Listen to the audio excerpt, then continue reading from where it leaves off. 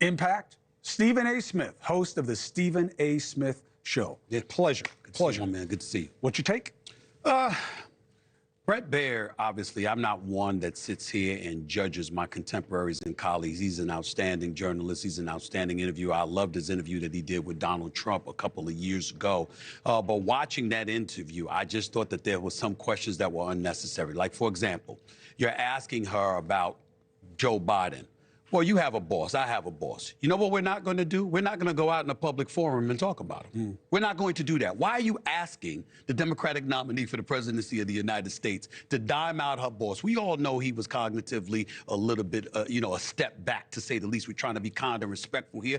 We certainly don't expect her to acknowledge that as the vice president of the United States, as his vice president. So asking something like that doesn't accomplish very, very much. I thought that that was a bit just unnecessary. And then when she got into an abundance of other issues, I just found myself, folks are looking for some gotcha moment. Ask her about the issues. Ask her what her positions are on the issue and why they are. She talked about how this presidency is going to be hers. It's not going to be Joe Biden's. Well, how specifically do you mean that to be the case? What about the economy right now? What about inflation? How are you going to address that? You recently let it be known to the American public that you're going to facilitate businesses for black-owned businesses, giving them additional opportunities and what have you. Is that something that you feel that the American people are going to support? Will it cost you votes? Will you think it'll elevate your profile and your cachet within the black community right now? How concerned are you about it?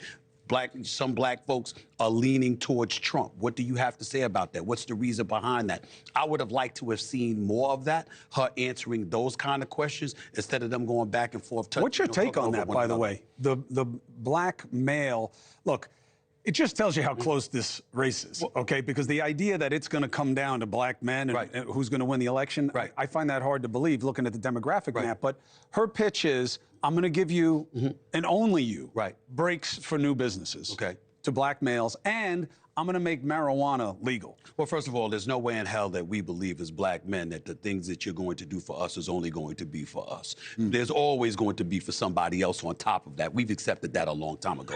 Secondly, when you think about the support of the, of the black community, well, Barack Obama had 95% support in 2008. It went down to about 91 or 89% in 2012. Then obviously for Hillary, it dipped. She had about 88% in 2016. It dipped thereafter. So there's been a trend here. And the reason why is because the Democratic Party has left room to be desired in the black community. There's a lot of promises that continuously have been made.